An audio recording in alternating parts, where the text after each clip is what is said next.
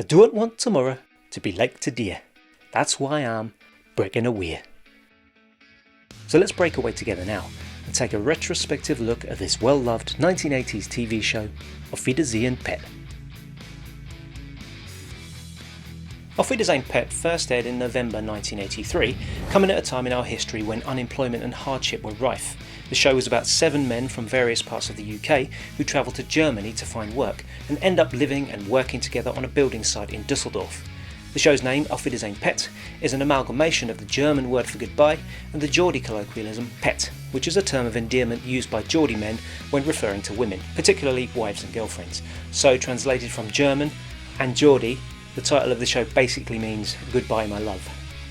There were a total of 40 episodes made, spread over 5 seasons, the first 2 seasons in 1983 and 86, the third in 2002, the fourth in early 2004, and the fifth consisting of 2 one-off episodes in December 2004.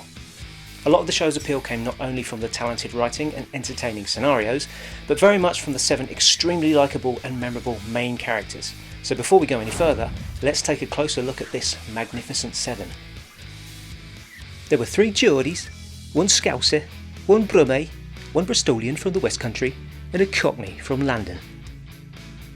Dennis Patterson, played by actor Tim Healy, was one of the 3 Geordie bricklayers, an outspoken family man and the reluctant co-opted leader of the group.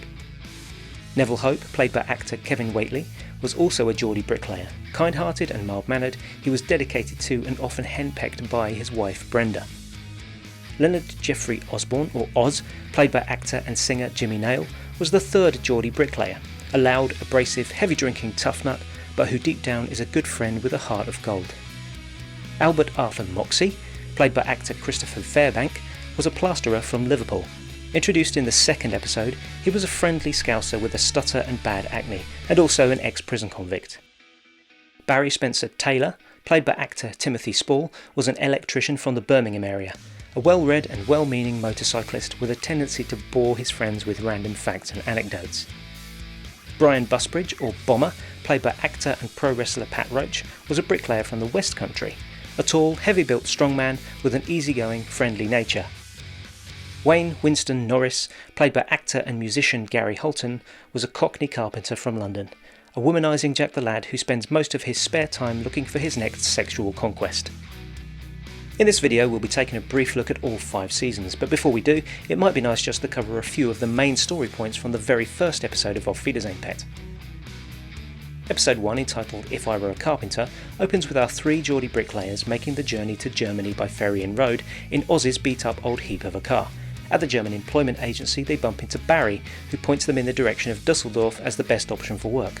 Only 2 more brickies are required in Düsseldorf, however, so Dennis cheekily claims that Neville is a carpenter, which he isn't, so they can stay together as a team. Outside the agency they bump into Wayne, who asks for a lift, but they rudely refuse and carry on with their journey. This comes back to bite them when later, after their car breaks down, a very smug Wayne passes them in a lorry he's managed to hitch a ride on. They abandon the worthless car and take the train the rest of the way, which makes them late and they miss their opportunity to get places in the local hostel. Here they bump into Bomber for the first time, who shows them to the very basic hut accommodation that they'll all be calling home for the rest of their time in Germany. So the boys get to work with their bricklaying and Nev gets to work pretending he's a carpenter, assisted by Wayne, an actual carpenter, who gives him pointers at faking it. Barry later turns up on his motorbike and starts his work as an electrician. These 6 guys all end up sharing the aforementioned hut, along with Moxie, who turns up in episode 2 and is initially rejected by the group until it emerges that he owns a dartboard, at which point everyone gives him a resounding welcome. Later on the boys go out for their first night out on the town. Beer and brothels basically. Barry and Nev decide to stay behind in the hut, which Nev ends up regretting after Barry proceeds to bore him with his Polaroid picture collection. Later that week, Neville decides to quit and return to England as he can't cope with faking it as a carpenter. The boys decide to take him out on the Friday night as a goodbye send-off. Neville ends up being drawn into a gambling game with some German guys in the bar. He gets carried away with the game and with the schnapps and stays on to play after the others leave. The next morning he rolls into the hut after waking up on a bench at the local train station. He has pockets full of cash and sketchy memories of the night before. He tells the lads he can't ever go back home to his wife in England. Opening his shirt, he reveals a fresh tattoo on his arm. "Who's Lottie?" Den asks, to which Neville replies, "I can't remember." And the episode ends there on that punchline. The rest of Series 1 sees the lads engaging in various hijinks and adventures, both comedic and dramatic. Neville ends up being taken on as a brickie after a series of lucky circumstances, and his tattoo issue is eventually resolved after he decides to tell his wife the truth about what happened. Just before they all go home to England in the last episode, the hut accidentally burns down, thanks to Barry's motorbike leaking petrol all over the floor and a stray cigarette that a drunken Wayne carelessly flicks away. In Series 2, after initially reuniting to help Barry renovate a house for himself and his fiancée, the boys move on to renovating an old country manor house for a villainous businessman, Ali Fraser, who Dennis is working for due to some dodgy financial debts. The situations they find themselves in with the very posh locals give us a generous helping of hilariously entertaining scenes for this first half of the series. The second half of the series sees the boys heading over to Spain to work on a villa belonging to Ali Fraser. As you'd expect, the gang get up to their usual comedic shenanigans, and ultimately, working together, they complete the building job and help Dennis free himself from the financial clutches of his corrupt boss. During the filming of Series 2, actor Gary Holton, who played Wayne, sadly passed away due to a drug overdose, leading to a reworking of the scripts to compensate for his absence from the scenes that had not yet been filmed. The last episode in the series was dedicated to his memory, with this tribute from actor Tim Healy.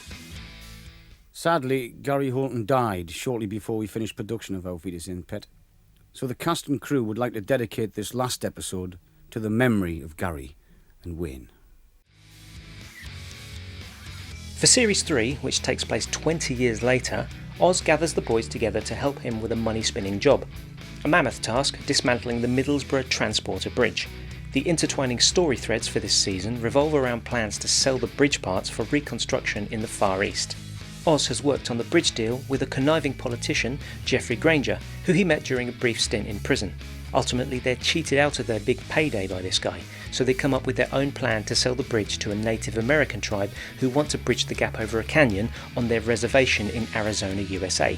They hope to generate more trade for their casino and regenerate their community in the process.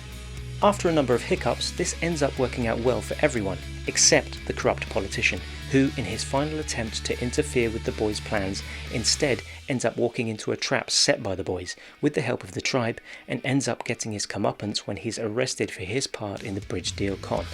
A hugely satisfying ending all round.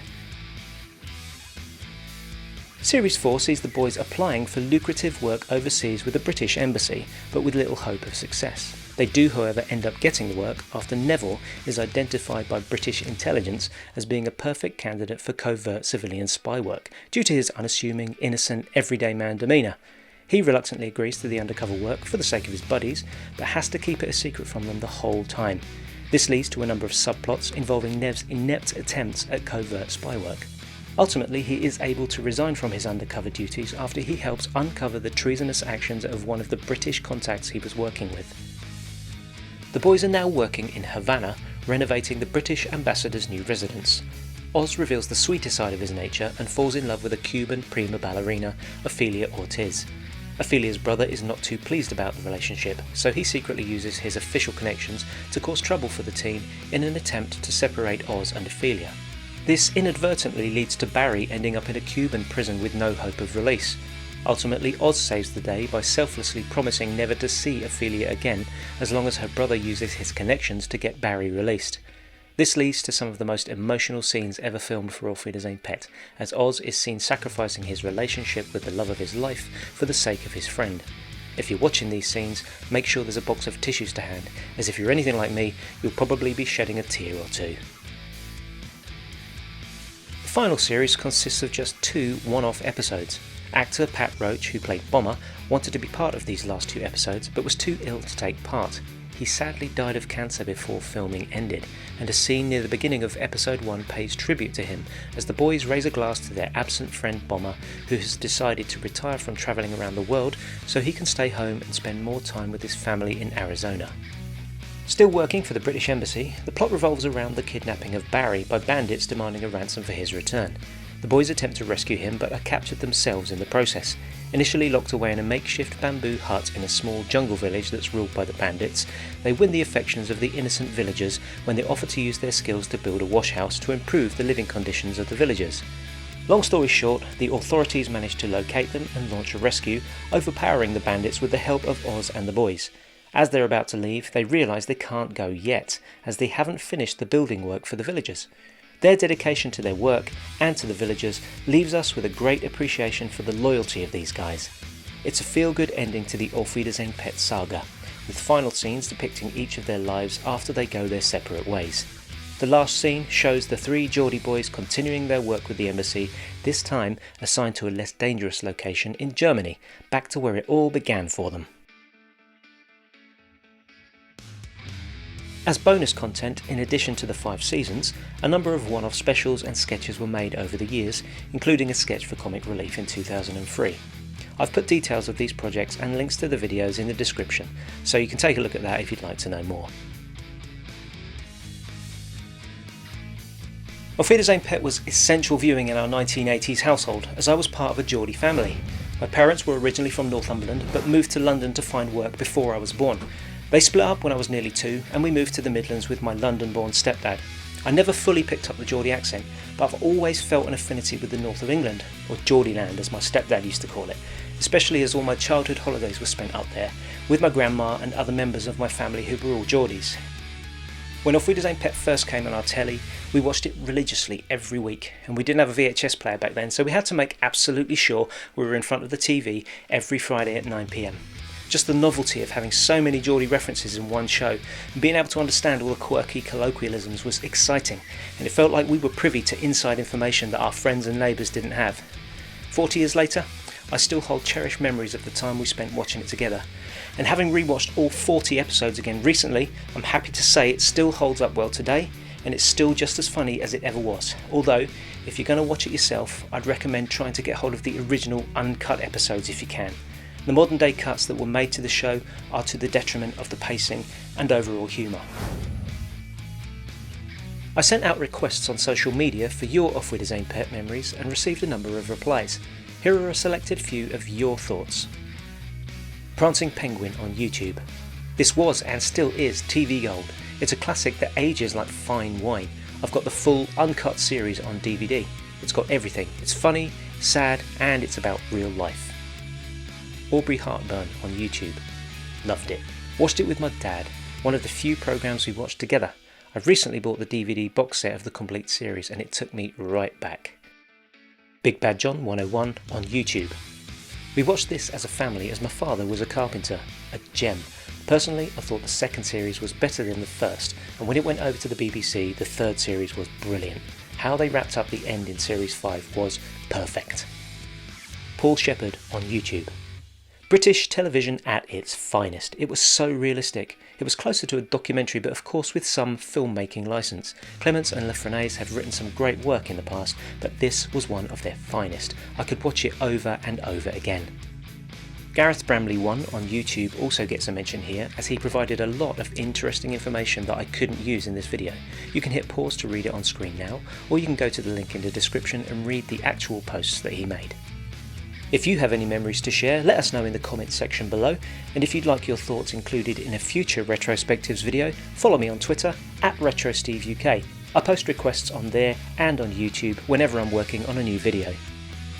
We'll finish off now with a vintage Auf Wiedersehen Pet TV spot advert, but before we do, I'd like to thank everyone who shared their comments, to thank you for liking and subscribing, and of course thank you all for watching Retrospectives.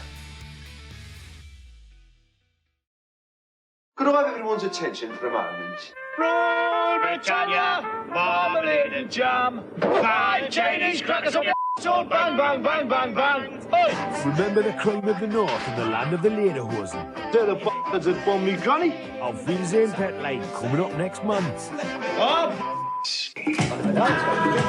what's this? I'll put that on, sure. I could bloody do. After Germany, life back in Blighty stank worse than ever. What do you think you're going to find up there? New striker when you got United. Auf Wiedersehen Pet, the second series, next.